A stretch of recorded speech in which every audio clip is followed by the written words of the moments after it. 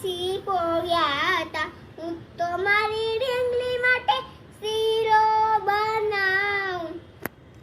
શીરો ખાઈને થાય તાજા કે ઢીંગલી બેન લપસી પડ્યા હતા.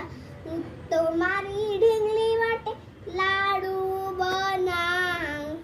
લાડુ ખાઈને થાય તાજા કે ઢીંગલી બેન લપસી પડ્યા હતા.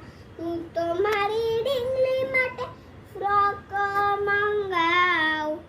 ફ્રોક પહેરીને થાય રાજી કે ઢીંગલી બેન લપસી પડ્યા હતા.